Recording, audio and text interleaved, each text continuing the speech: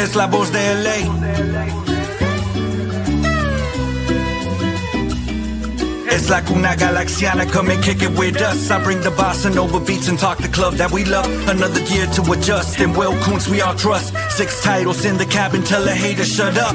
Mirar al horizonte con el cielo morado. Llegamos al estadio como siempre lo hago. Es la nueva temporada, ya cumplí 30 años. Rezándole a San Pequi que no dé al travesaño. Que repartan los balones y no sean tacaños. Que regrese el contraataque y que le hagamos daño. Un saludo para Robert, hermanos ecuatorianos. Que la táctica de Ananda nunca sean en vano. Si se trata de mi gala me levanto temprano. Ver el fur en verano, en el pasto tumbado. Siempre estoy a tu lado, en cualquier resultado. Vamos Galaxy, on top is where I gotta be. Chilling in the canopy, staging like a winery. Goles during rivalries, brew from the refinery. Only want the finer things, we letting you know. Lo que pasa en la galaxia, ready, let's start the show.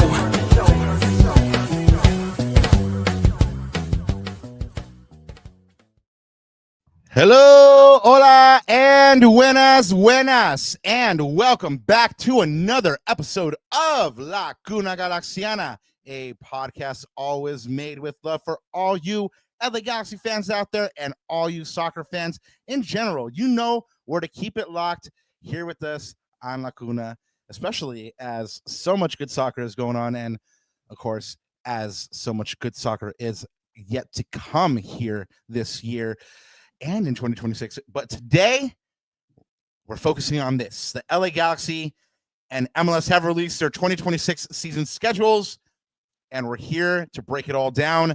We'll take a look at the most important matches of 2026, talk about what the best away matches to hit are, look at which stretch could be the most important for the G's, and the importance of the new uninterrupted playoff format that is sure to be a vast improvement on what is currently being used. We'll also get you caught up on the MLS playoffs as the conference finalists start getting defined. Plus, more free agents are popping up, and the Galaxy has a chance to bring yet another G home if they so choose. All of that and more coming up on tonight's episode of La Cuna Galaxiana, and we do want to say thank you for being here with us. If you are one of the almost 720 subscribers that have subscribed to the show, we do want to say thank you so much. And from the bottom of this co-host's heart, I'd like to say thank you. And this co-host's name is Rob Halon.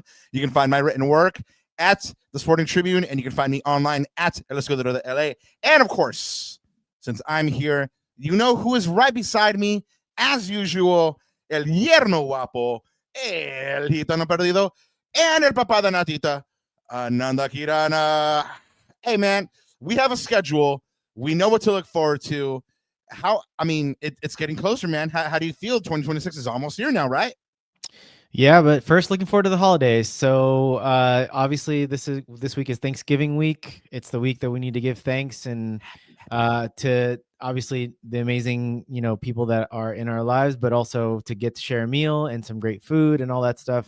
I did Papa Roberto was nice enough to let me in to his home, his humble abode, and we got to share a nice meal together with some friends and family and everything. So that's what it's all about. That's what the holidays are about, is to just kind of like just wind down, spend some really, really valuable time with your friends and family. Truth. And enjoy all that good stuff. So I'm looking forward to that to close out the year, man. And then we'll get into the 2020. We'll get into the craziness of the LA Galaxy, but definitely wanted to plug that for a second because I think that's super important. Maybe I'm in a festive mood today. I'm not sure, but I see a lot of the like the Christmas tree like places starting to pop up, little tents and stuff, and everyone's starting to come out and like all the houses around my neighborhood are all lit up and stuff with some really nice lights and decorations and stuff. So it's all good, man. But hey, I guess you've seen this house. It's already all Christmased out. It's a Disney Christmas out, might I add. So yeah, no, for sure, man. And just like Joe 13 Cool said, I also got to give thanks to some other LA team that unfortunately didn't have a very merry holiday or a very happy holiday over the week. Well, since you're on it, hit that super chat from the homie Big Leo. Thank you so much, man. Yeah, he said, Le vas luz, sorry, had to be said. And yeah, I mean, look, it was definitely hate watch. We definitely did a little bit of that as well at Rob's house, and that was a crazy game, which we'll talk about a little bit later. But just the magic of the MLS playoffs, I guess, the magic of the playoff format, and the magic of penalties, and the magic of apparently double agent Mark Delgado. So there you go. Yeah, people are very upset about that. No, but it was a fun game to watch. Especially if you're just trying to get into this league. If you're trying to, see some of the better teams this year in the league go at it, then yeah, this was a good game to watch. And of course, I mean, there were moments where you thought, those fellows down the street were done, and then they came back to Unreal free tie it kick. up. I mean, Unreal free kick. yeah, I mean, and Sonny, man, I mean, he's very hard to dislike. So I mean, I'm just he stepped up, and I remember I told you, I was like, oh, he got that look in his eye, and then he buried it, and it was ridiculous. But anyway, we'll get into the playoffs proper here in a little while. But anyway, throwing it back to you. Well, nothing. Let's just get through our show plugs and let's hit the road, man, because we got a lot of stuff to go through. Yeah, we do. All right. Well, as you guys can see, we do have super chats open and available. The homie Leo was the first one today, but he doesn't have to be the one and only. You can ride with Leo and then go ahead and hit up the super chats. If you got something to get off your chest, something to say, go ahead and let us know. And then Ananda, I don't know if you fact checked this recently, but you once told me that there is about 1/3 of the folks that listen to the show don't subscribe. Is that currently like still the same stat? I mean, because 100%. That is troubling to me, because you guys are already here and listening. So just go ahead and go on over to that subscribe button, hit it. Here, I'll help you. I'll walk you through it. Just click over. There we go. Okay, yeah, good. And then you're going to also, yes, right there. There's the button. It's the subscribe button. Perfect. Hit it. Hit that notification bell. Awesome. You did great. I'm not just going to take a shot with you. And guys, the best part, it's free. No processing fees, no shipping and handling, no taxes, no tariffs. Completely free to hit that button. Ooh, so there you go. Yeah. See, get in on it. Yeah, we're on Blue Sky. I can credibly say this now. No, I can't. I still can't find us, Ananda. Just so that you know. But anyway, we are on everything else. So go ahead and find us, engage with us, say hello, drop us comments. And Ananda, anything else you want to add before we get into these shoutouts and announcements? Nothing else other than, como siempre, antes de olvidarme, buenos días, Dale. tardes o noches y bienvenidos a otro capítulo de la tercera temporada de la Cuna Galaxiana. One of the last. Yep. It's winding down, man. This year I feel like I say this every year, but every year flies by. Like, I feel like Navidades I was just there just last year. It felt like yesterday, but man, again, this is like another reminder for everyone to just enjoy the ride, man. You guys got to enjoy these moments. We got to enjoy the ups and the downs and las buenas and las malas, just like this damn team. But hey, like Rob said, he's already looking. He's already the twinkle in his eye when he thinks about 2026 and the prospects of that. So there you go. Let's look forward. Hey, I am looking forward to it. There's things to look forward to. We'll get into that. But anyway, yeah, let's get into the shoutouts. Lars has a Christmas party coming up. You will have a good time if you get out to this. We promise. So that's on December 13th. DM Lars or your favorite Larser for more information, and the address is dropping soon as well. The Blue, White, and Gold pop-up is on Sunday, December 14th. Save the date. All your favorites are going to be there. You know what it is. I mean, just one of the best times as a Galaxy fan that you can have. Independent creators are out there dropping the most fierce heat. This one's from 12 to 5 at Common Space. One of the funnest places to have the Blue, White, and Gold. So, pop up, show up, pull up, do whatever you do, and hang out with some fellow G's and have fun. This is a reminder.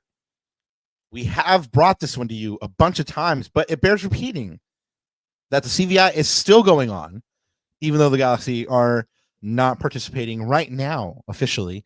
But that tournament is going on from 2/7 to 2/21.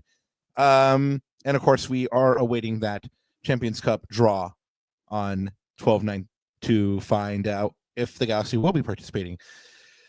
So, Ananda, I actually have to call myself out on this one because you said that you wanted to talk about this Riqui recovery documentary that is now out, put out by the Galaxy, right? Is that right?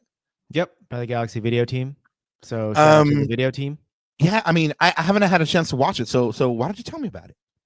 Well, and also chat, definitely chime in if you guys have watched it. Let us know what you think. Let us know how you felt or what was the one thing that you took away from it. Honestly, like with me, I'd have to agree. I watched it with my wife and I have to agree with her in that like it really does sort of make you feel like emotionally tied to Riqui. I mean, the storytelling was really, really good. So I got to shout out the video team on this, or the creative team, the brand team. I don't know exactly what their title is, but you know, I know this is something that Will Misselbrook headed up, you know, when he took office last year.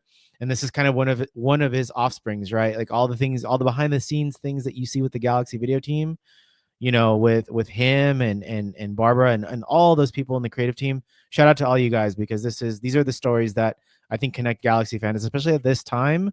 This is a really good story to tell. And yeah, because he's on his way back. And so he's on his way back. And so like I think it's I don't know how many parts it is because it just says part 1. So stay tuned, guys, for sure. But I would encourage everyone to watch it. I would encourage you to watch it as well, Rob, because like I said, it brings out like a certain emotional connection. Episode 2, The Return of the Prince. Yeah, well, I mean, no, I think that's probably going to be like episode 5 or 6. Like, to be honest, I think they're going to drag this one out. But episode 6, The Return of the Prince Who Was Promised. Trademark, LA Galaxy.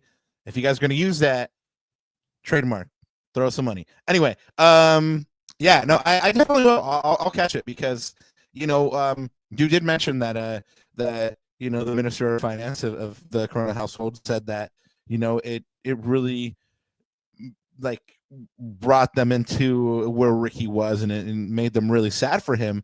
And so, you know, it's kind of an opportunity to see another side of Riqui, you know, because, you know, I've seen him since he's been with the Galaxy, and he's usually very confident, to the point where some people even say that he's arrogant. I don't think he's arrogant. I just think he's a confident young man who's, you know, very sure of his abilities. He's got a certain swagger. He knows he's a good-looking young man.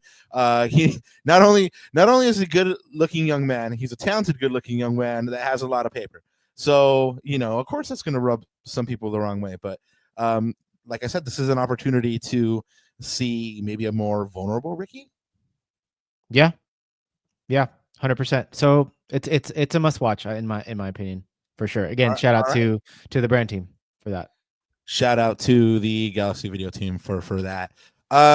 You know, we know this one happened a couple of days ago, but we haven't been with you guys since then, and we definitely wanted to cover this one, or at least touch on it really quickly. From the depths of despair last time the United States played Uruguay, now to the heights of elation.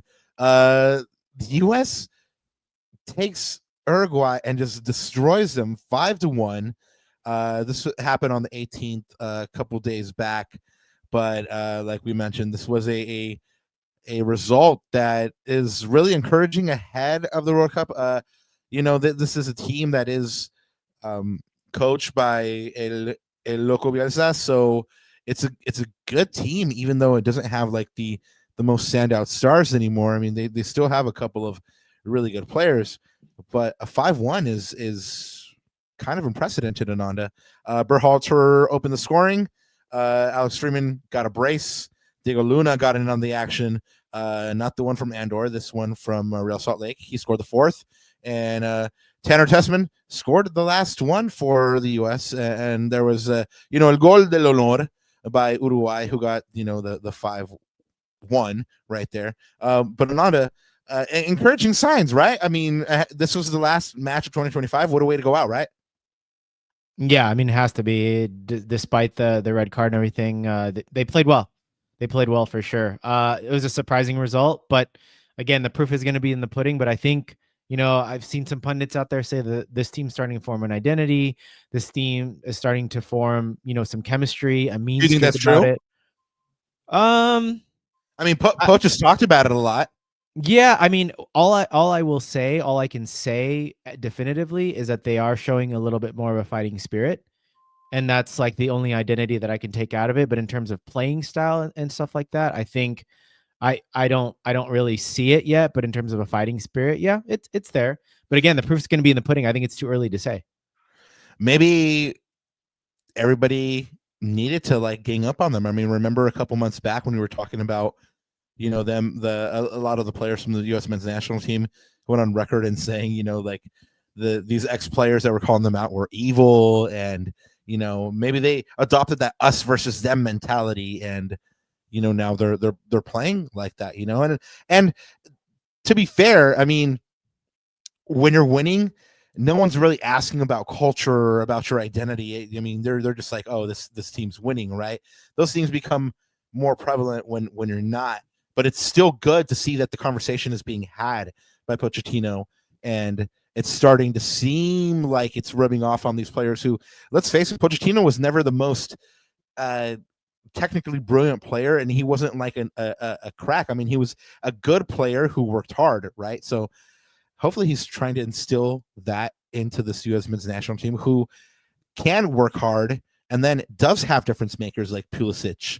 So, good result.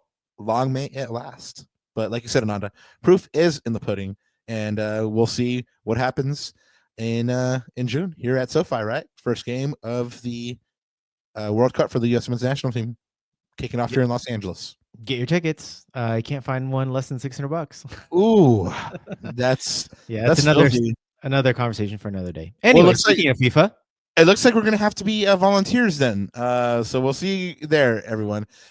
Speaking of FIFA, there is a playoff tournament happening. That if you're not up on game, there are a lot of teams that have qualified, and there are still teams that are fighting for their lives to get into this tournament. And to get into the World Cup, to get into that tournament, they're having another tournament, which is taking place in Mexico at Guadalajara and Monterrey stadiums. The two matches are going to be used for a mini tourney, what they're calling a playoff tournament. Bolivia, Congo, Iraq, Jamaica, New Caledonia, and Suriname will compete. There are 6 teams competing, only 2 spots left. The first matches will be played on Thursday, March 26th. New Caledonia plays Jamaica, and then whoever wins between New Caledonia and Jamaica will face Congo, and then whoever wins in that one will go through. Then, in the other side, Bolivia plays Suriname. Whoever wins between Bolivia and Suriname will face Iraq. Whoever wins in that match then will go through as well.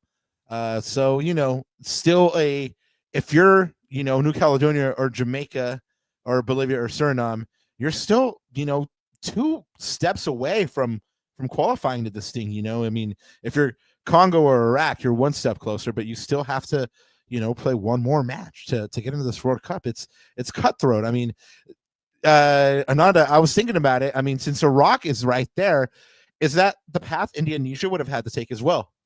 Yeah, they would have been Iraq, basically, because they finished second in the group. That is Saudi Arabia went directly, but yeah, man. Well, they say CONMEBOL is the hardest confederation to qualify from, but I'm starting to think it's whatever confederation that Indonesia is in, because after reading the rules and after seeing what Iraq, who's about 1 step away, had to have go through to get to this point, I'm impressed. Yeah. I mean, that go watch some videos on Asian qualifiers, man. They are pretty wild, And there's some powerhouse teams there: Saudi Arabia, Japan, South Korea. I mean, there's a lot of powerhouses in the Asian region. Yeah, no, for sure. Keep an eye on those playoffs. I mean, there's at least 2 games that are going to be just to the death, basically, and then you have the other matches to get to those matches. So a lot of good soccer that's going to be happening right there. And we know a couple of Bolivians, so shout out to them and good luck to them as they phrase Suriname for the chance to face Uruguay. A chance to face Iraq. Anyway, Ananda, let's go ahead and kick it off with some news here. This is actually, you put me up on game to this one, Ananda, because I actually hadn't heard that this went down. But typically, our good friend Tom Boger, that's Gambit with the good hair, comes out with Wilfred Nancy out of the MLS. Celtic finalizing deal to name Wilfred Nancy their next manager. First reported in Scotland, confirmed by Brick McKay as well. Columbus Crew will get compensation. Now Crew need to find a new head coach. So that's interesting, because now MLS is not only a league that ships players out, but it ships its managing talent out as well. I mean, there was a lot of rumors that Wilfred Nancy was going to go manage in League 1. So it finds himself in Scotland as the manager of one of the two biggest teams there. Ananda, is this what you would consider a lateral move, or do you think this is a step up, being that it is Celtic and Celtic traditionally has a place in the Champions Cup? They're a huge team. This is definitely a step up for Wilfred Nancy. He deserved it, right? He's been a really good coach in MLS, and it's time for him to take the next step. And it's not a huge step either. Like, maybe this is a smart one for him. It's not like, I don't know, going to like a top Spanish team, La Liga team, or Italian team, or even like a top team in France, right? Like, I don't know. I don't know who's in the top of the table right now, but just like even a mid to top table team, not like, for sure not PSG or anyone like that. Like a Lens or like a Nice, like a Nice or Marseille even, or something like that, right? I think this is a good move for him, to take that next step, but it's maybe not a step. It's not a far reach for him. I think he should do well, but we'll see. You've had past managers or past high profile managers in the Scottish Premier League, just like Ange Postecoglou, for example. So we'll see how he does. Yeah, and it could be a good stepping stone. I mean, I personally am sad to see him go. There's been a lot of conversation, on this very podcast about who would take over for Greg if the Galaxy were to fire him. And, we would always talk about like, well, who would replace him? Who would replace him? I would have loved to see what Wilfred Nancy could do with a fully healthy, stacked up Galaxy team. I mean, it would be something else. It'd be vicious. But anyway, good luck to him. I think it is a good move for him, and it's a good stepping stone to get to something bigger and better, maybe like the Premier League. Like you said, Big Ang, that's where he went. So anyway, we want to take this moment before we get into some rumors here, some chismes, to say thank you to everybody that is in chat. We do love you. Ananda will take a shot with you. Anyway, whoa, what is that comment? Peyton sold me fake rhino pills. Oh no, that's terrible, man. You know what? That the same thing happened to me. But it is what it is. We do have a super chat. Thank you so much to Edwin Funes. He sends shout out Edwin. He sends corazoncitos, which makes my corazoncito very happy as well. But in particular, these are blue, white, and gold corazoncitos, and we thank you so much for it. So Cheeseman time, Ananda. Let's do it. It looks like our friend Dubois is now a free agent, and on the last show we were here, we were talking about another free agent that was a former Galaxy player named Gaston Brugman, El Señor Gaston Brugman, and whether we would take him back. And now Dubois is a free agent, and I know that we kind of like, lightweight, we're kind of like resentidos con él porque lo que le hizo la Becky no estuvo bien, but like, what I mean, does he still have something left in the tank? Would you take him back if the money is right? Does he even fit into Greg's system, or is that time past? I think this is a sentimental pick. I mean, I'm looking at his stats and his minutes right now. 1,100 minutes, 1 goal, 2 assists, 20 matches played in the league. Nah. I think this is a sentimental pick. I think the time has gone. We need to move on. And like, this is I kind of put in the same territory as Gaston, although I feel like Gaston, like, again, he's got to come in at a really, really low age. But like Sebastian Lleget attacking mid, I think we've got plenty of those profiles in this. And what do we say, Rob? Like, these are like little fringe pieces that honestly, in the grand scheme of things, we've got to get a striker. We've got to get a center back. Let's fill in those two positions and thinking about all the fringe pieces later. Like, we've got plenty of young players that I'm sure are chomping at the bit to get minutes. This is purely sentimental, in my opinion. I like how you stuck up for Becky. Good job. Good job. Just like Joe 13 said, just like Becky G, we got to move on from the boy. Papa, I don't know if that cheeseman is right. I mean, there's some pictures that that has them together recently, but anyway, I guess one picture we won't be seeing, according to Ananda, is the boy back in the Galaxy. Do you agree?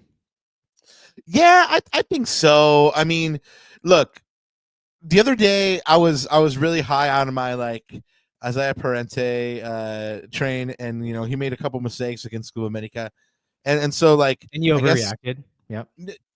I don't know if I overreacted. It's very alarming. That's an option off the bench. He's not a starter. I can agree with you on that for sure. But right. So I guess I'm gonna ask myself this question: Isaiah Parente, or Sebastian Lleget, even though like Isaiah's more of like a holding, and Sebastian's more like attacking. I would probably take Isaiah Parente, and so that kind of answers the question for me. But yeah, it was kind of sentimental. But maybe he could be like one of those like locker room guys. You pay him like $170K or something like that, and he's like the new Zavaleta, right? Yeah. Well, did you see? Speaking of that, just reminded me. Did you see Gaston Bergman's direct response to? I think it was Josh, or like because about him being injured, about him not being injured. Yeah, right. Year. So he is a 100% fit and healthy, ready to go free agent. So I'd like to hear that. And while we're at it, the homie Galaxy Maniac, hey, what up, Edwin? Says, have a great Thanksgiving with all your friends and family, my Galaxy Familia. You too, man. To all the Galaxy Familia, we do appreciate you hanging out with us. Yep. We're always thankful for you. We appreciate you being here with us and putting up with us. Two knuckleheads who really had no other outlet and whose wives just wanted to get rid of them for a couple hours, And by the way, Mr. Favino's in the chat as well. But yes, we will talk about SDFC in a little bit, but I do distinctly remember that. So this is what the CVI is so great. This is why the CVI is. Well, we'll come back to that for sure. Alrighty. Well, it is time to talk about the playoff. Right about now. Yeah. Yeah, like right about now. Okay. Yeah. Well, yes, it is a time. I mean, unless you had somewhere else to go, I mean, or something else to talk about. I mean, no, I just got to move on from the boy and call it a day. Let's move on. Yeah, it is what it is. Sentimental. It was a good run, but it's over, I guess. Anyway, speaking of runs that are over, Vancouver beats LAFC in penalties. We kind of talked about this one at the top of the show. This one was 2-0 until a man named Sun said, "Everybody get on my effing back. I'll do it myself."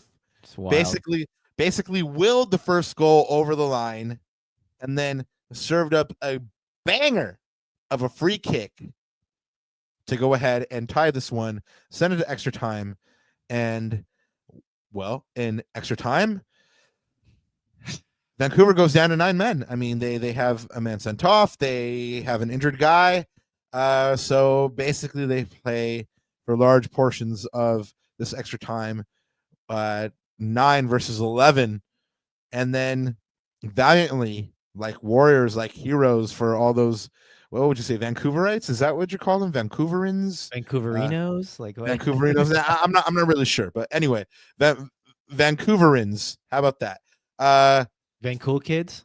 Ooh, I like that too. Okay, so for all the Vancool kids that were there to watch their valiant 9 men defend the BC place against LAFC, they were rewarded because in penalties, the Whitecaps defeat LAFC Son, who basically, like I said, willed LAFC over the finish line to get into penalties, misses his.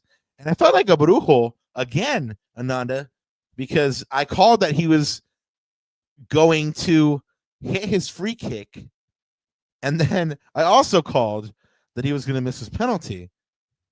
So I don't know. Maybe I need to start playing the lotto this week. Who knows? But anyway, Son comes up, misses that penalty, sets the tone for what's about to happen.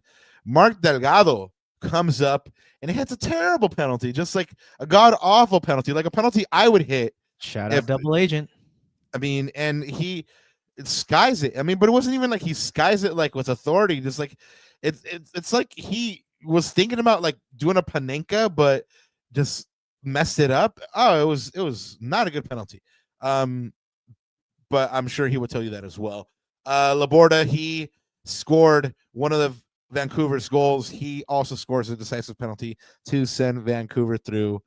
Now they will play San Diego FC, who beats Minnesota 1-0. It's that man again. It's that man again. It's typical under Dreyer. He scores the one and only goal in this match in the 72nd minute to make San Diego a conference finalist in their inaugural year. And someone was asking me the other day, Ananda, at this little event, what I thought about San Diego, and I said, they keep on proving me wrong, so I'm not even going to say anything negative about them anymore. They proved me wrong in the first round, and subsequently every match they've played. So more power to them. And now they have to face off against Vancouver, who it seems like they've been fighting with pretty much all year. I mean, these two teams were at the top of the table, and it came down to a couple of moments there on decision day to who won the Supporter Shield, to who won the West. And now it looks like they're going to actually face off to decide who wins the West. Yes. Yeah. No. Well, and I was gonna say, San Diego has a great shot because remember, Rob, in that game, in the Vancouver game, they are going to lose Tristan Blackman because he got a red card the last match. Right. I believe he's suspended for the next match, and they also lost the replacement center, his substitution. I can't remember the kid's name, but he went off with an injury. It looked like a knee injury. Jeez. I don't know the prognosis on that. And they're a team that plays a back three. They can revert to a back two, or a back four. It should be really interesting, man. So San Diego's got a hell of a shot to get into MLS Cup final. Wow, what a story that would be, as San Diego winning MLS Cup in their inaugural season. That would be absolutely bonkers. Insoportables, when I said insoportables. Anyway, no. Shout out to them if they do it, man. It's like, it's. I know. I'm sure. I mean, like I said, I've been counting them out every step of the way, and they've already shown me to shut up. So they're like the 2024 Galaxy, right? It's like they got to prove me wrong. They got to keep proving me wrong, and yeah. Hey, shout out to our friend Tony Sanchez there from San Diego Punto Futbol. I'm sure he is loving life at the moment. Yeah, for sure. I mean, I remember hanging out with them, talking before the home opener, and him saying, we don't know what this team is going to be like. They could very well be very last in the league. I mean, we're just hoping to make the playoffs, and now look at them. I mean, they're one step away from MLS Cup. So shout out to them in the Eastern Conference. Wow. That man Messi. He goes off again. That man. There goes that man. El man es una bestia, güey. Eso, like, you see him and you're like, this guy doesn't even run. Like, he's just kind of chilling. And then he goes off for a goal and 3 assists. The last one was with the Trivela, just casual, like nothing. And then you go, oh yeah, this is Leo Messi. So Leo Messi, Allende, man, just they go off. Allende with a brace, beat Cincy 4-0. And I watched a lot of the replay of this, Ananda, and Cincy had a lot of early chances, man, but they were just overwhelmed. I mean, first off, they had the early chances and they didn't convert, and then just the Hurricane Messi, man, just was too much for them, and they were overwhelmed. Like I said, just couldn't do anything about it.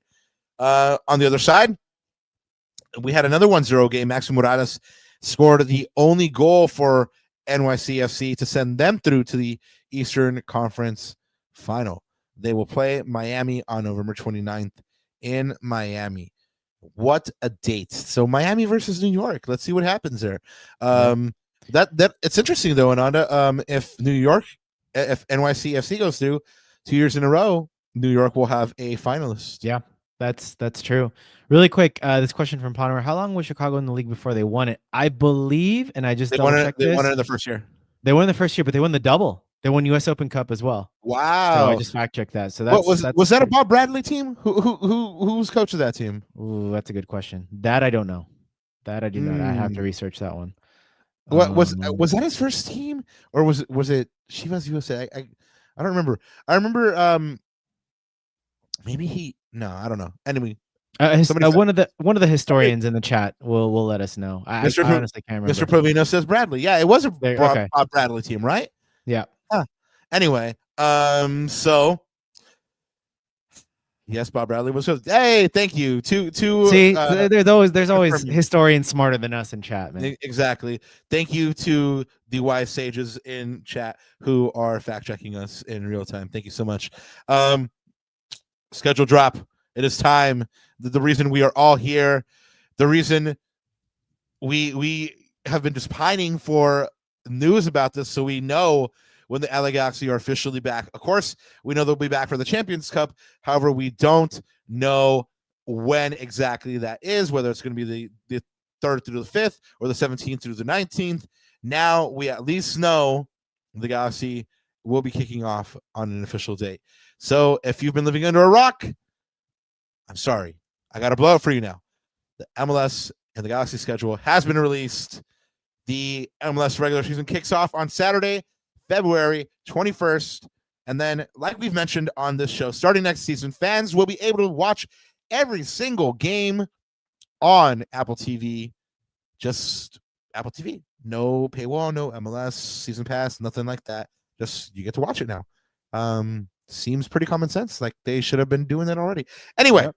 Get to watch your Severance, your Ted Lasso, and little Formula One on the sides. There you go, guys. Get your subscriptions. And all good shows. Go catch them. So as usual, there are 34 games again, 17 home and 17 on the road. This year, though, teams will play conference opponents twice, which makes 28 games, once at home and once away, and we'll play 6 different cross-conference opponents. For a total of 6 games. So 28 plus 6. Ananda, if my math is not incorrect, that's 34 games. Decision day. Yes, I knew I was going to learn some math one day. Now, one day, I'm going to learn how to read, and it's over for y'all. Decision day. And I was going to say, and then that all completely goes away the next following year. So, guys, don't even worry about it if you don't understand it, because it's all going to change anyways. Exactly. It's all going to change. But this year, which is, we're talking about 2026. So let's go ahead and see when decision day is. Decision day is Saturday, November 7th. Decision day, also known as the day that the Galaxy loses to Houston on the last day of the year. Yeah. Gives up first seed in the Western Conference. Well, it's happened to the Galaxy a bunch of different times. So and it just so happens to be Houston every single time. But anyway, decision day, November 7th, Saturday. And then, of course, the league will pause for the World Cup from May 25th to July 16th. And, I mean, they're kind of forced to. 5 MLS stadiums will actually be hosting World Cup matches during the break. And then, after a break in which you have some of the best soccer known to man, MLS will return during the World Cup semifinals with these intense rivalry matches on July 16th, which is when you find the first El Tráfico on Friday, July 17th, which is kind of weird. And on a Friday night El Tráfico, I mean, I feel like we've done that before, but I also feel like it's the first time too. So Wise Well, historians of the chat, if you can please jog my memory. well, I was gonna say maybe there's something to Will MLS's moves idea on Friday Night Soccer. Maybe he's onto something, Rob. Maybe he's onto something. They're just taking that cat's ideas now. He needs to get paid. Seriously, he needs to get royalties. Yeah, exactly. So anyway, those rivalry matches are happening. The first at Tráfico on Friday, July 17th. And then you'll have the MLS All-Star Game in Charlotte on July 29th. And then this one is big, y'all. The season ends after MLS observes the FIFA international window. They come back with uninterrupted month-long MLS Cup playoffs, and then culminates with MLS Cup, obviously.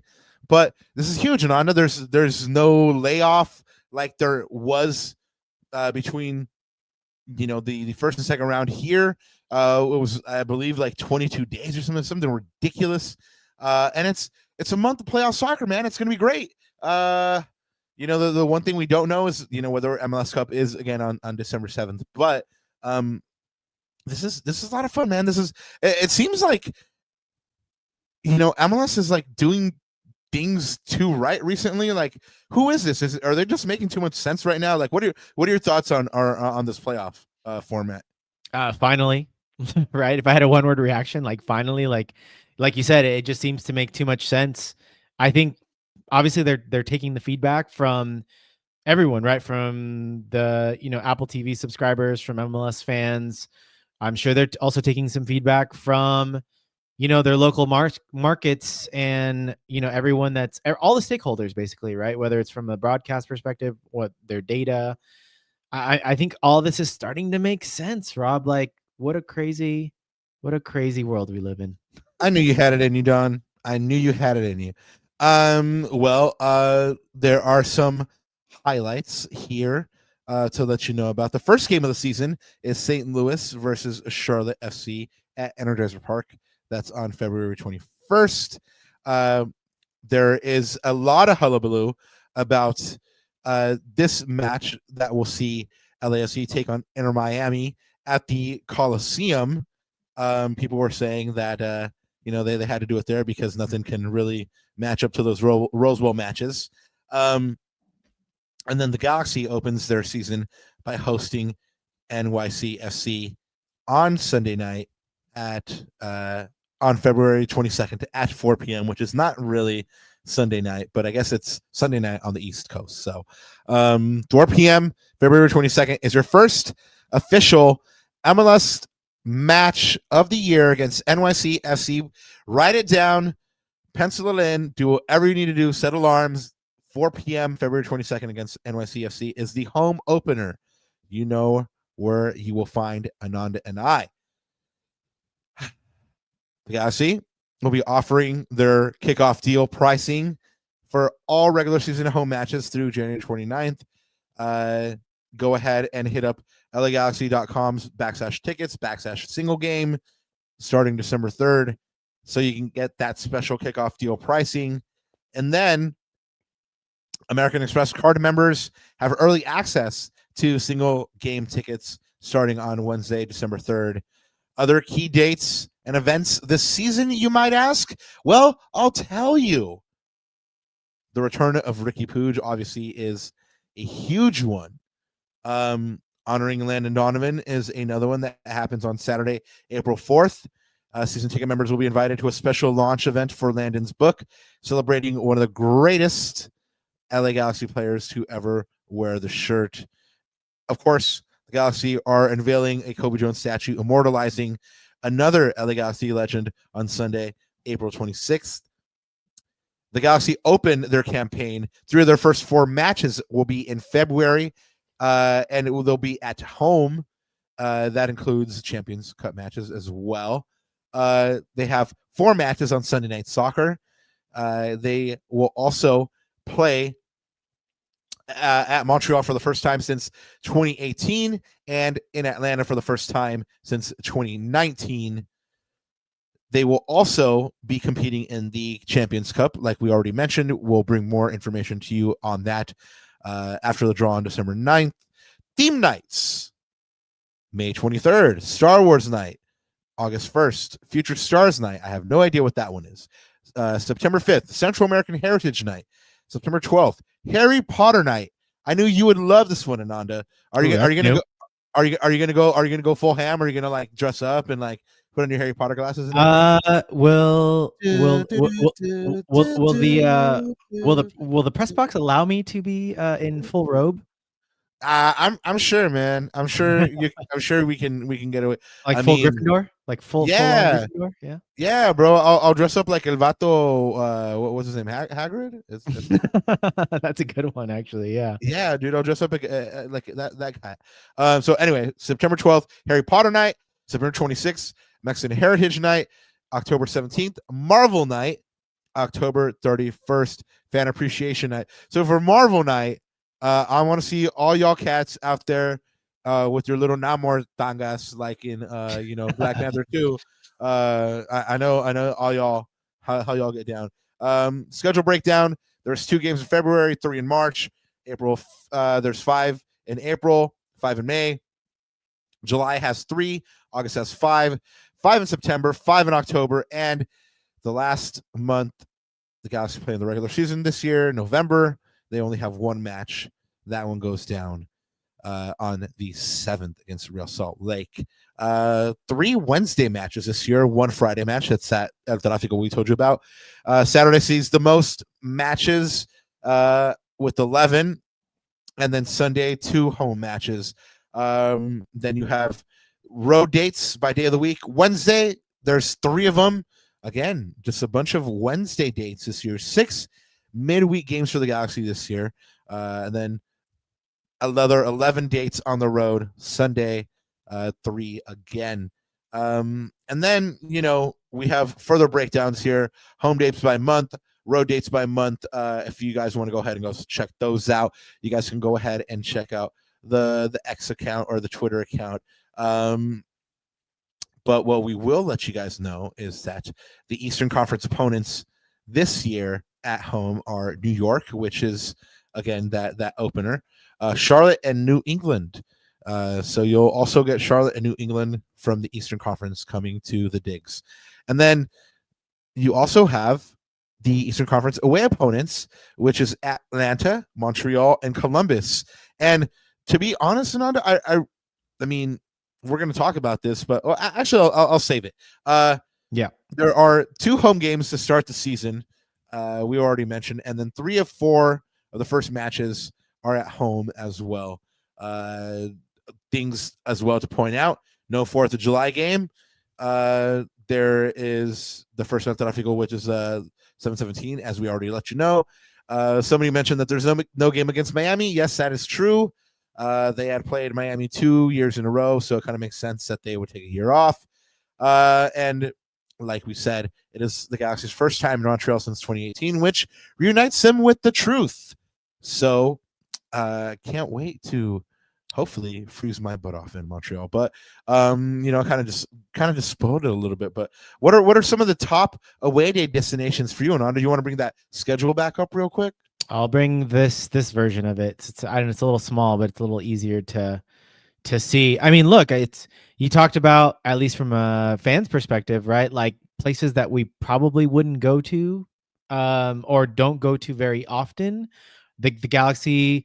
I don't even remember the last time we played Atlanta, even, Rob. Maybe a few years ago now. But I can't wait. I'm looking at Atlanta and Montreal. I mean, obviously, Montreal, like the truth is out there. We've heard some great things. I heard the poutine is great and everything else in between. Beautiful city, like you said, a little cold, but you know what? When is that? That is where is it? Saturday, August 22nd. Should be decent. Should be decent, right? That sounds. Honestly, I'm probably looking to be a little more adventurous. Atlanta, look, I've heard some really, really great things about Atlanta in terms of it being a soccer town. And the support there is unreal. You're going to have Tata there next year. Who knows? They might get the band back together with Yosef and Miggy and all those, a really, really good young team. I'm sure Tata's going to do some heavy recruiting this summer as well, or this winter. So, man, I'm looking at those. To be honest with you. Yeah, those those two, I mean, you can probably find instances of me saying on this very pod that I want to go to Atlanta and see what it's like there. Yeah. They have a fantastic footballing culture there. And I really love the fact that they have like that section for fans that all the concessions are super cheap. Like a hot dog is like $3 or something like that. Oh, that I didn't hear about. That's awesome.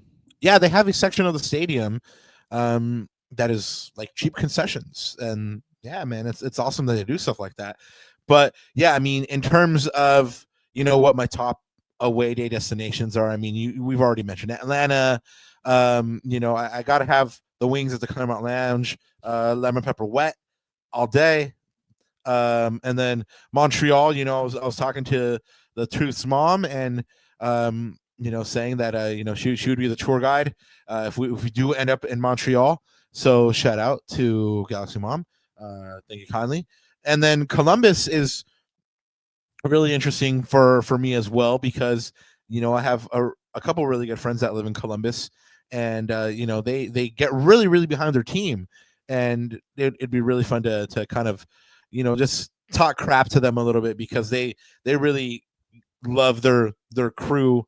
My friends, they go to a bunch of games and stuff like that. So it'll be fun to kind of just like go back and forth with them because they get into it. So it's going to be fun to shoot the shit, as they say. So those are the away day destinations. Those are mine. But what are the 3 games you're most looking forward to, period? I mean, obviously there's a lot. I mean, El Tráfico goes without saying. There's obviously that needs no explanation. Look, man, to be honest with you, and this might go with a larger conversation about next season in general, but I'm already looking at that home opener against New York. You remember the last time we played New York? I think there's got to be a little revenge and a little bit of sour taste in our mouths to what they did last year at their place. I think there's got to be some revenge there. Wait, what happened? What are you talking about? Oh, that's NYC, huh? Like I keep getting confused. It's not. I thought it was Red Bull. Oh, you were talking about the 7-0. Yeah, I was talking about the 7-0. Oh, that's dirty. Well, no, I think the Galaxy lost the last time they played NYCFC as well. Yeah, but I looked at New York and I was like, oh, never mind. No, but I'm just looking at that opening. Let me pull up this one then. There we go. This one's better. So I'm looking at that opening stretch, man, because the Galaxy have to come out swinging this year. And I'm already looking at, 3 out of 4 games at home, Rob. But that I think that's more pressure for the Galaxy to get the points because Greg's on the hot seat. Some of these players, again, they have to prove all the wrongs from this season. It's great that we're playing at home, but it's a lot of pressure early. So I'm looking at that first 4 game stretch, 3 out of 4 games at home. How many points do we start with? Yeah, and how many? I mean, we've talked about this too. Like, what is the degree of, I guess, margin for, I guess not even degree, but like, what is the margin for error for Greg? How long does he have to kind of prove like, okay, yes, this team that you guys saw last year was an aberration, was just an anomaly. We've righted the ship, as they say. So anyway, yeah, no, and really interesting to kind of call that out. 3 of the first 4 at home. So they need to go back to making the digs a fortress, right? They need to get max points at the very least at home. So that would dictate at least 9 points from those first 4 games. And it's hard to say like whether they're winnable games or not. Every MLS season is different. We don't know how good these teams will be next season or poor, right? We just don't know what we don't know. And if you're talking about big tests, you look at that first 3 game road trip. That's going to be a huge test. 3 games consecutively on the road. We don't know what CCC schedule will look like as well in those games. So again, early part of the season, let's say the first block of 10, including CCC, that is going to be a real test for this team.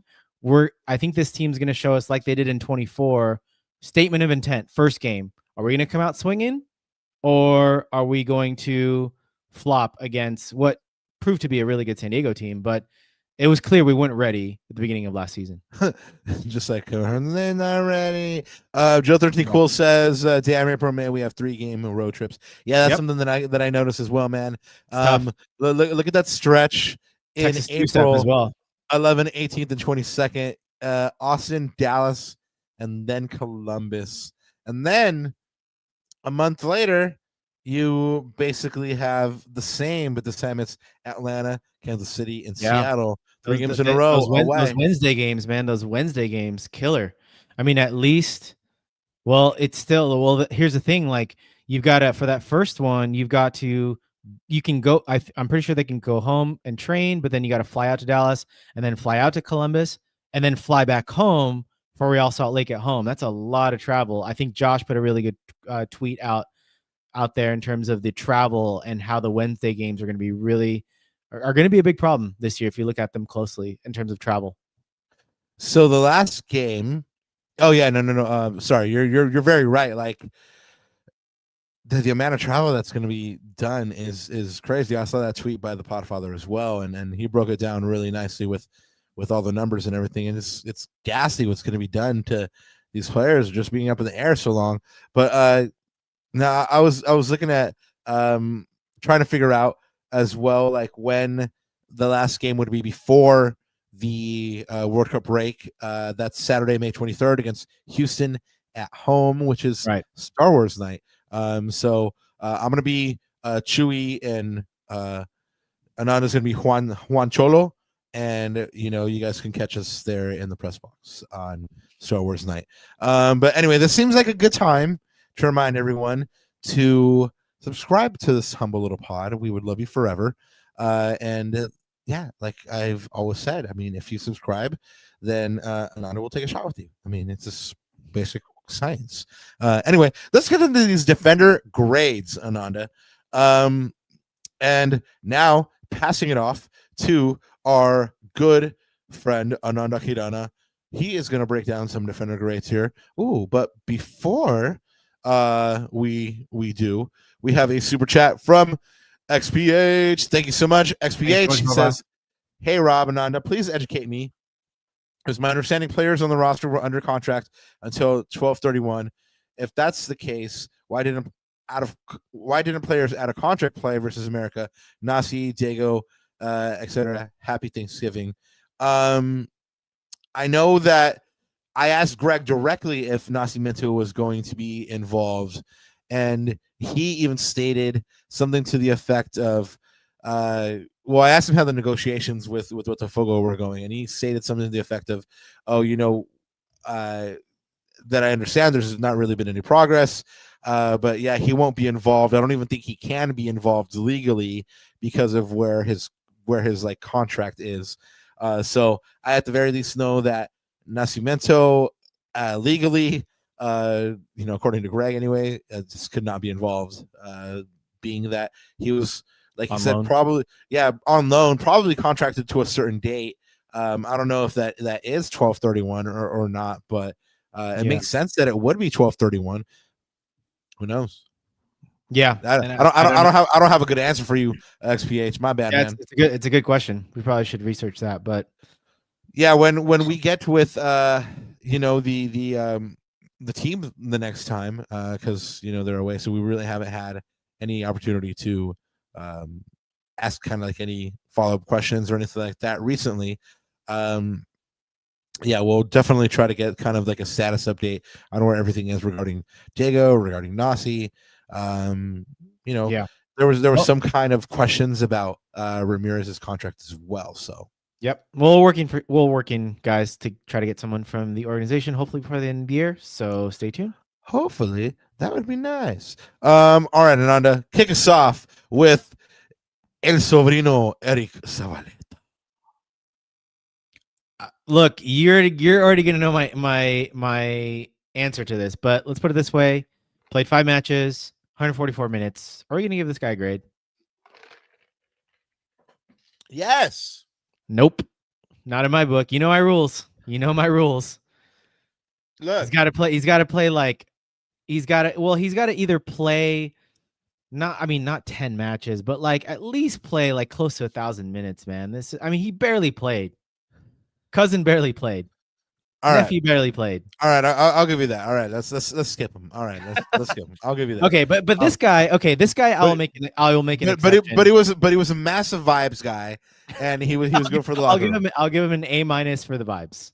A- for the vibes. A+ for the vibes, homie. All right, but I will break my own rule for this next guy because I think he will be a pretty. I don't know how important, but he will definitely be part of the rotation next year. It is my fellow alumni, fellow Terp, Mr. Chris Rindolph. And I'm just going to read off the stats. You guys can look, follow along. I'm going to take off this little banner so we can see a little bit better here. I'm just only going to pick out the key stats for me. And it's clear, of course, we can look at some of the attacking stats there on the top. And if this is the first time you guys are seeing this, I'm going to kind of maybe narrate or visually guide everyone. But on the left there is just a table. And these are percentiles based off of, on a per 90 basis, based off of other players in their position. So basically FBref, that's where it comes from, pits them against and puts them in rankings and percentiles. Top there is more attacking stats, middle is his passing stats, and the bottom is defensive stats. And on the right, it's the same data, but just in a pie chart. So if you like learning or looking at pie charts better, that would be the graphic to look on for you. Really, the thing that stands out for me, Papa, here is his defensive stats. Like really solid in terms of underlying stats per 90. Look at his tackles, 2.8. That's in the 96th percentile. 1.6 blocks, 83rd percentile. So, I mean, decent underlying numbers. Again, I think here's the caveat for me. Only played 6 matches towards the end of the season in the league, 514 minutes. Of course, 0 GA, but promising, but I think he's got to show me more. So, look, I wouldn't really give him a grade because I don't think he has enough body of work. But oh, you're with that. All right, so I'm not gonna give a grade. I'm not gonna force myself to give a grade. No. Like I see the promise. I see the vision, and I like him. Passes the eye test, and based on, like you mentioned, this tackles and blocks, promising defender, needs to improve in the air and needs to be able to read the game better to kind of cut out those balls and get some more interceptions. But I mean, figures to be a big part of that back line next year. So we will update you with the grade for Mr. Chris Rindolph next year. Yep. And so we'll get to, now this is the meat and potatoes. So we'll get into these cats here that played a lot of minutes. First one, this is an interesting one for me, man. Julian Aude, looking at his stats. So again, the things that jump out for me. So number one, look at those, like just passing stats in terms of progressive passes, 6.04, progressive carries, even a little low, 61th percentile. But what I know one of Julian's strengths, if I match it up with my eye test, is very, very strong on the ball. Can get past people, can dribble past people. Probably one of the best defenders on the team. Like very different profile than John Nelson, right? You look at, and that's evidenced by successful take-ons. When he takes on a man, 1.47 successful take-ons per 90. That's in the 93rd percentile. And again, very solid tackler, very solid defensively, 2.65, 89%. One thing I noticed about Julian, he's really, really good at cutting out crosses. So eliminating those early delivery situations. He gets out of defenders fairly well, and he's a tall guy. Those long legs, bro. Those long legs, but also I'm not surprised that he's also a pretty tall dude for in that position. 1.18 aerial duels, 172nd percentile. So again, pretty solid. But what maybe is surprising to me, or because I always thought of him as an attacking fullback, like I would think that those attacking stats are a little bit higher than they are. But again, his first job as a defender is to defend. And maybe this season he just hasn't gotten those opportunities up and down the left side because, of the fragility of the Galaxy's defense, basically. But yeah, man, Julian Aude bags of potential. But here's the thing, Papa, 28 total matches played, but only 1,221 minutes. If you compare that to John Nelson, who played over 2,000 minutes, that's really what you want as a starting level defender. That's the one thing that's a little bit concerning for me, is like his role in the team, his place, especially being a U22, investing so much in him. That's the one thing. Yeah, and that's exactly the reason why I can't give him, like, at the very least an A. I might still settle on giving him a B, but I mean, I was leaning more towards like a strong C+, because for all the promise he's shown, he hasn't been able to lock down that position. And like you mentioned, John Nelson's played so many more minutes than him, even though, like you said, it's not really fair to judge Julian Aude, maybe sometimes on defensive stats, because he is more of an attacking fullback, and the Galaxy were very poor defensively this year. But yeah, I mean, he has a lot of promise, but until he supplants John Nelson all the way, he's a bench player right now. Yeah. So what do you think? I'm honestly thinking, like, for his potential and the fact that he is a U22 and he was touted to be a starter, I'm actually going to give him a C, man. I think just for that C+ reason for me. alone, his underlying stats are good, but whether it's through injury or whether it's through selection, just hasn't shown, I think, reach his full potential. I thought he probably Definitely not. I thought we saw more of him in seasons prior, before that injury, before John Nelson took his place, basically. Yeah, well, we're still waiting for him to get back to that, and hopefully it happens this year, because you mentioned the U22 thing. It's a big consideration. A guy that we don't have that consideration on is Mauricio Cuevas. Yeah, I mean, look at these stats, man. You saw these Julian Audes before. Look at Mauricio Cuevas, papa. You look at those attacking stats. We know how good he is attacking fullbacks wise. Not almost in the 90th percentile for every statistical category in terms of non-penalty XG, non-penalty goals, assists, all those underlying stats attacking wise per 90. Again, the one thing about Mauricio is he's still getting his opportunity. Only 800 minutes, papa, in the league. Now you got to remember, though, he did play quite a bit in the other competitions, in Leagues Cup, etc. But in the league, only 800 minutes, 791. But you look at the output is there, right? And even the passing stats, we know how good of a deliverer of the ball he is. You look at passes, attempted, progressive passes even received. So he's getting high up the pitch in the 99th percentile. And we know where his deficiency is. It's clear. It's the defensive stats, right? But his tackles, again, he's starting from a solid foundation. 2.39 tackles per 90 against other fullbacks, 74th percentile. But we know that is the room for improvement for Mauricio Cuevas. But papa, you give him the playing time, and he will give you attacking output and bags of it.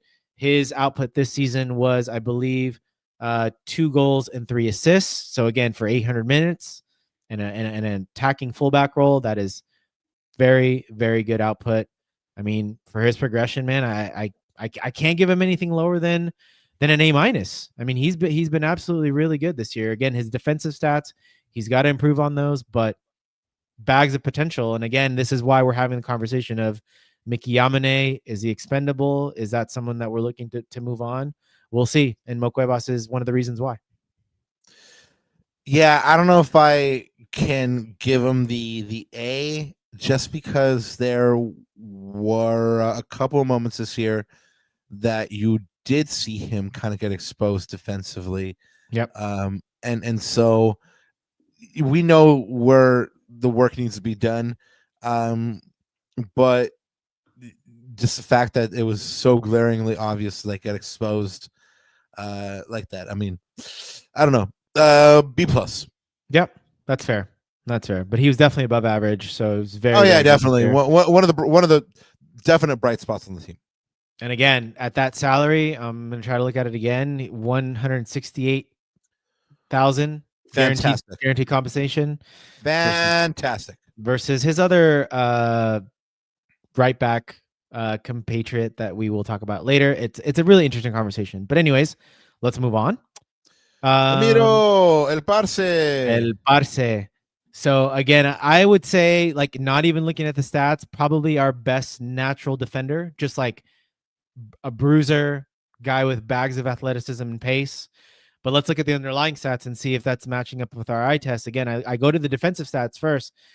3.15 tackles per 90, papa. We know that about him. Very, very good tackler, very aggressive. Can be a little erratic and clumsy at times. So that's the one thing he's got to work on, his discipline, his erraticness. But when he's on, right? Interceptions, 1.42 interceptions per 90. That's in the 80th percentile. And he's comfortable on his feet too, papa. You look at those the pass completion numbers. even the progressive passes. That's one thing I've noticed year over year is that I think he's becoming more comfortable on the ball and making sure that he gets those passes out of the back. Now, Maya is the one that probably shoulders a lot of that. Maya is the one that hits the big diagonals. But if you need a simple pass to your DMs to break out of pressure, Emmy seems to be pretty comfortable in that. But again, I don't, there's nothing on here that surprises me. Like, he is a fantastic defender in terms of the underlying stats. But again, it's the discipline. That's the knock on him. It's the discipline. It's the consistency. Mr. Provino says guy most likely to get a red for smacking a teammate.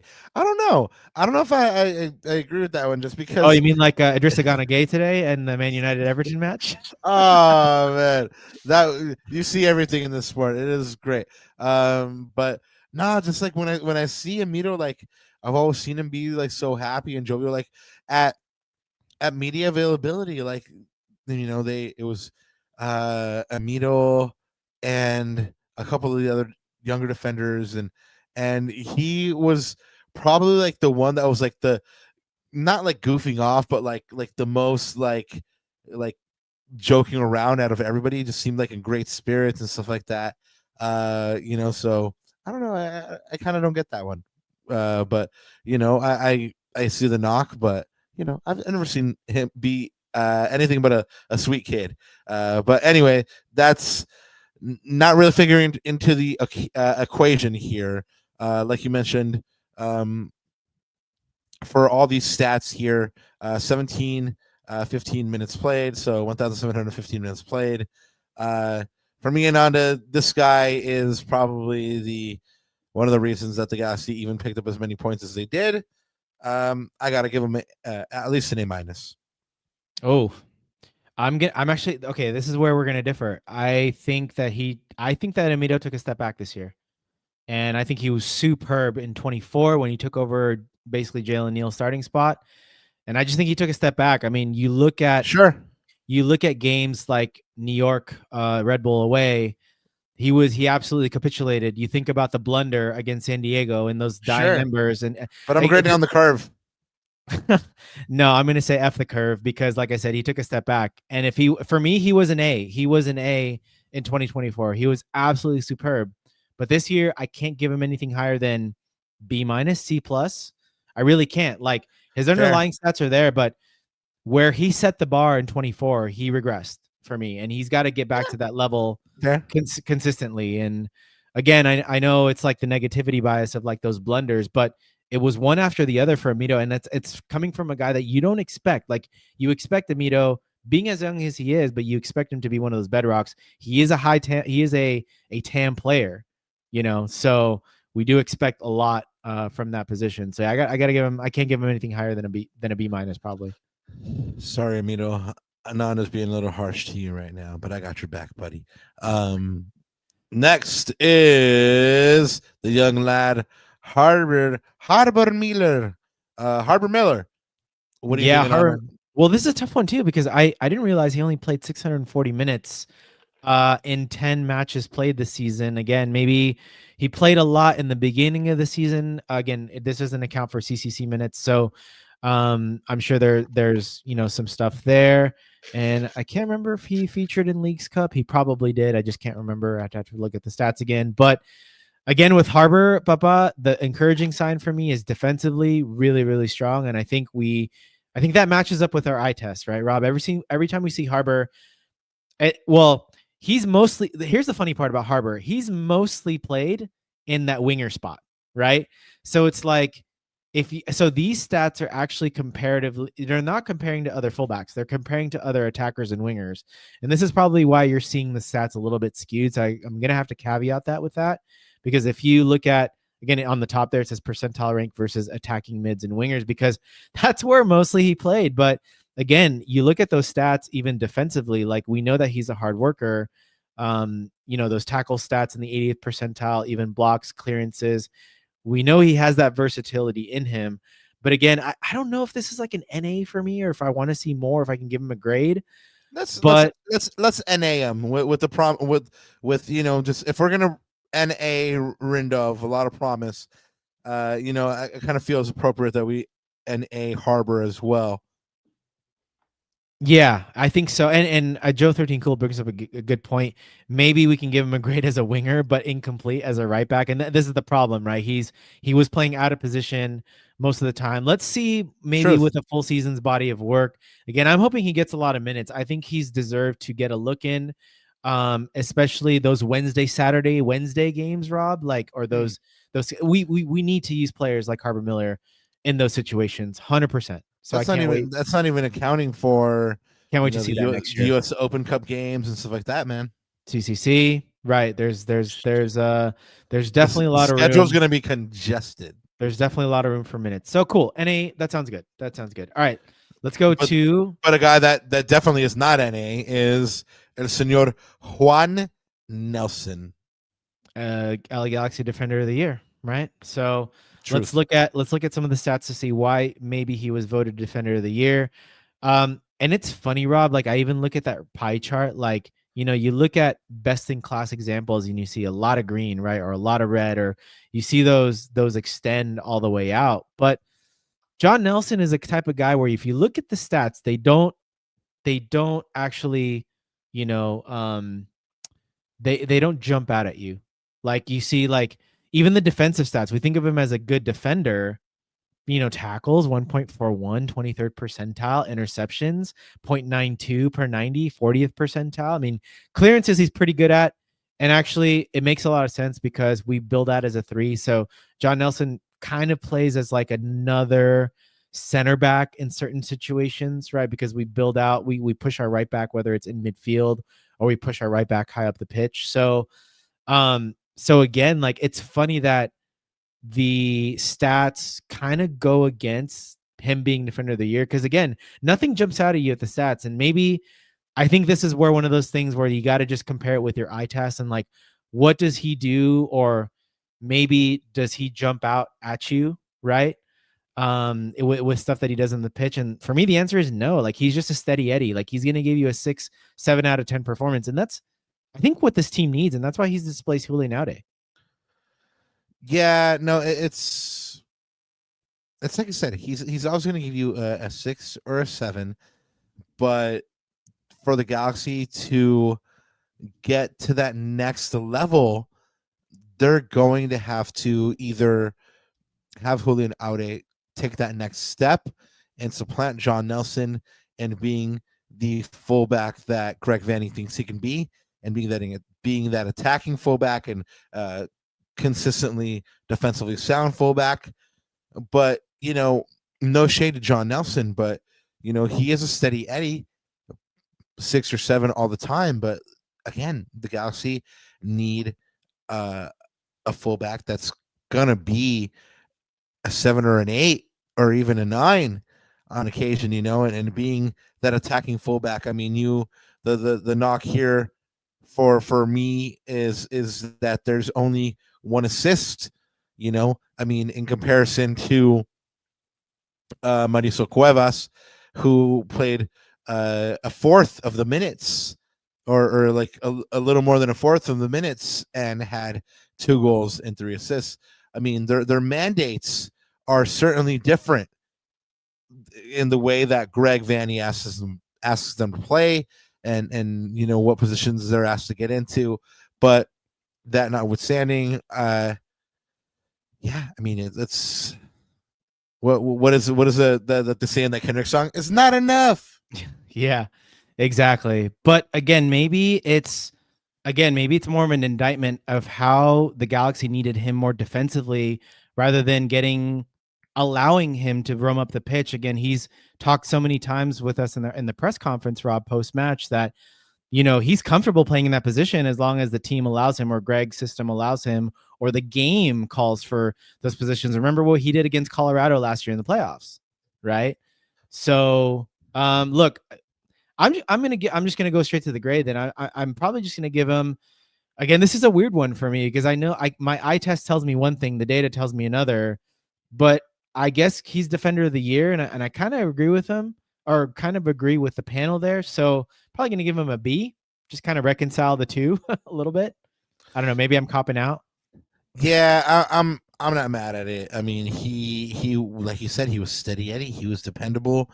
and that's all you can ask, right? What is dependable usually? Around the C plus B minus range. So yeah, I'm comfortable giving him a C plus B B minus. minus. Yeah, Let's go B ahead and minus get is good. let's go ahead and give him a B minus. How about that? That sounds good. All right. So let's move on to our very last two here. Our Samurai Warriors. Actually, no. No, we've got three left. My bad. Two Samurai Warriors and an old wily vet. Let's go to our first Samurai Warrior here. An old wily vet. You like that one, huh? Okay. So Mr. Miki Yamane. Again, this is an interesting one in the context of the conversation around Cuevas and Harbor Miller.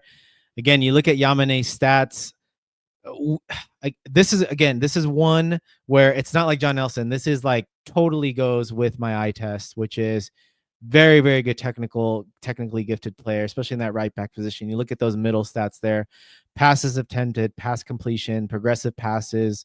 Not the best carrier of the ball, 55th percentile there, but again, touches in the attacking penalty box. Rob, he gets in that box, right? 2 touches per 90 for a right back. We get him into those high positions. I want to see actually a lot more of that.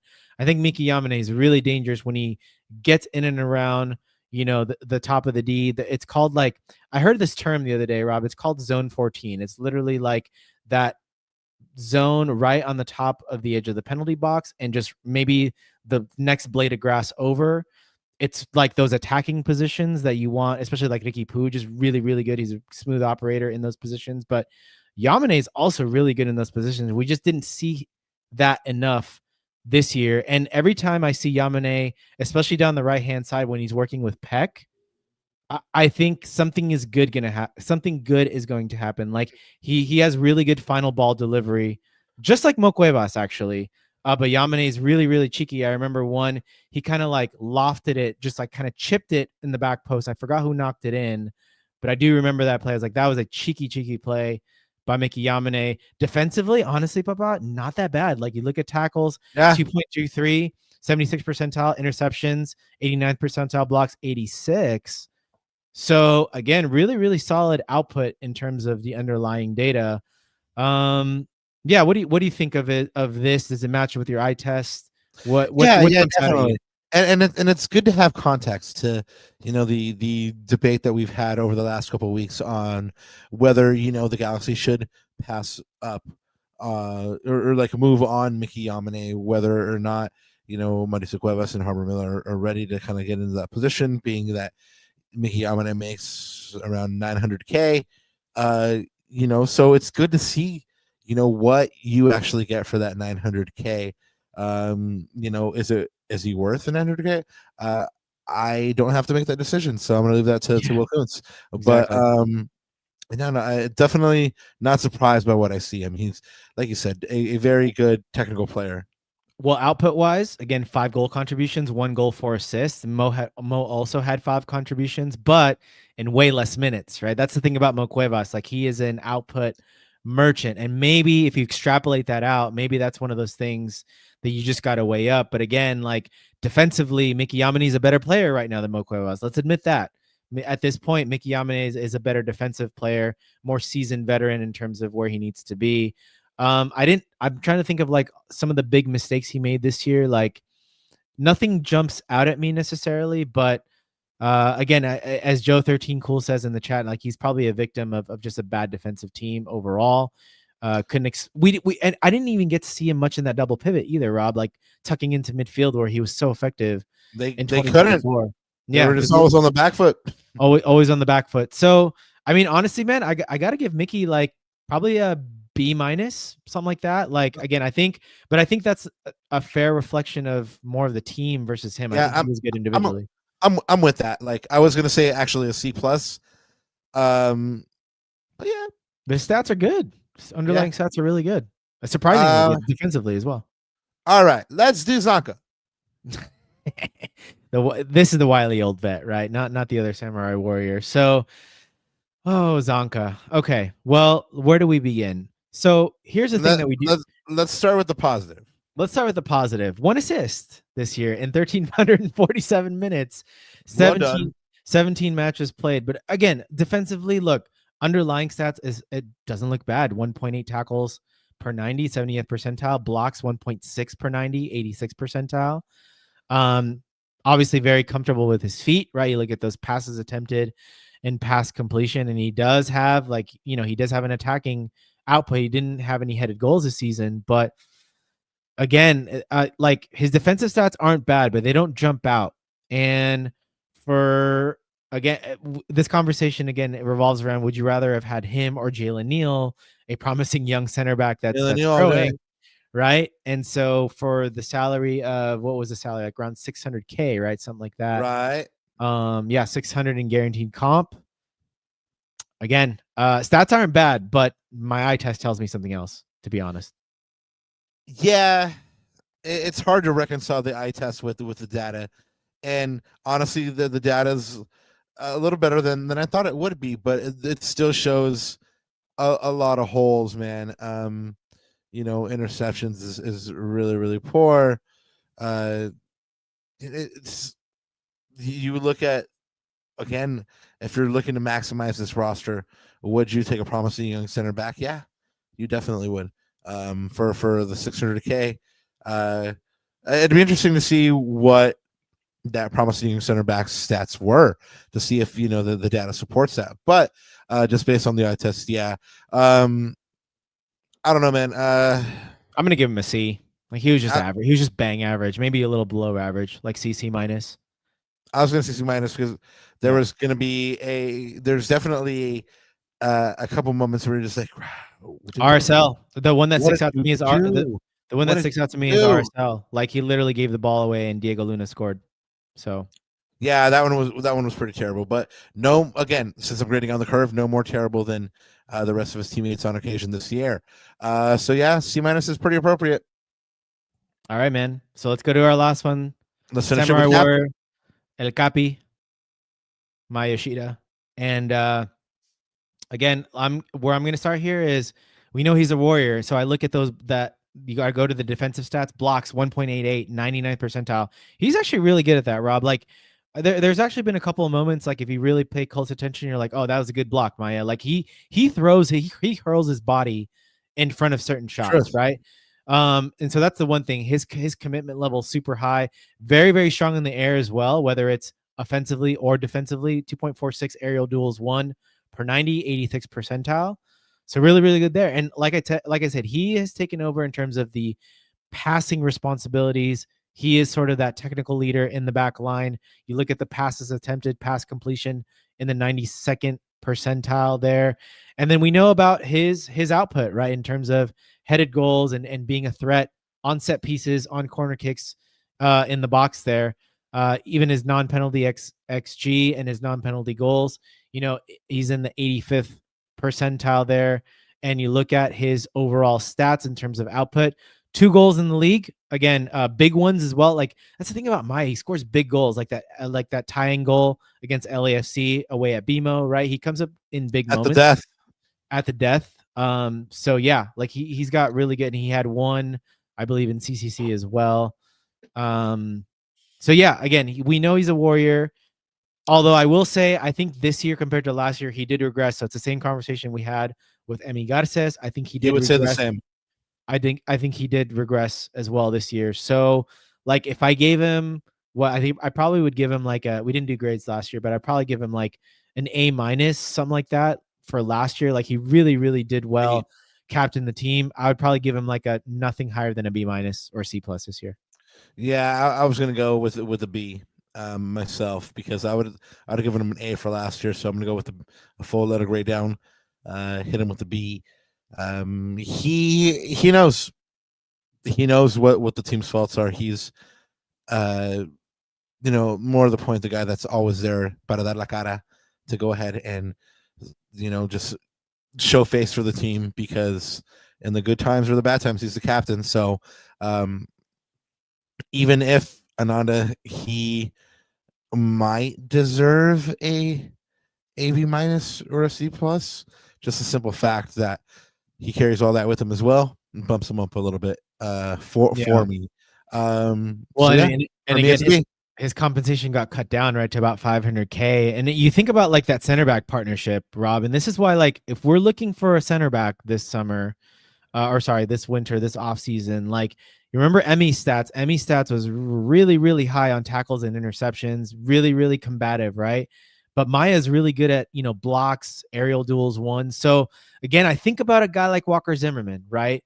That guy is also very good in aerial duels, one, really, really strong in the air. He's committed as well in terms of blocks. Like, he really throws his body around. He tries to make up for his now. He doesn't have the physical tools and the speed that he had, a few years ago, especially before the ACL injury, right, Rob? So he relies on his smarts. He relies on his positioning. And so, but you combine that with a skill set like Emi Garces, that's the profile that we've got to find in that center back position this summer, especially as a succession plan to guys like Maya Yoshida and Zonka. Yeah, because that's coming sooner than we might think. Well, Cuneros, the Cuna Galaxians, that wraps up our defender grades. You're at liberty to drop us a line. Let us know what you think. Let us know if we were exceptionally mean to somebody, exceptionally kind to somebody. Pop up. Let us know.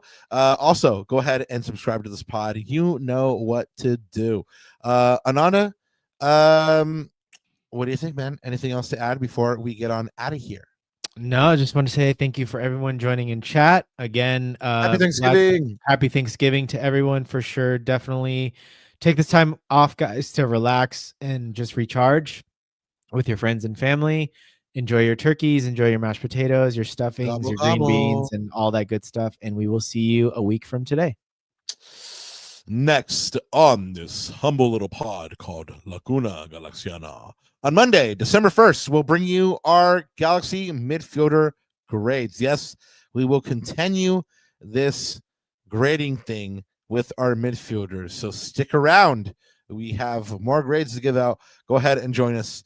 And then we'll be back with you after that on December 8th, Monday, December 8th, for our attacking player grades. So that's when we'll get to talk about your two DPs this year and so many more. Stick with us, guys. You know where to find us on all the socials at Cuna Galaxiana. Go ahead and subscribe to this pod. If you do, Ananda will take a shot with you. He promises. Anything else to add, Ananda? Only one thing left to say, Papa. One thing left to say, and it's G's up. Te quiero tanto, tanto, tanto.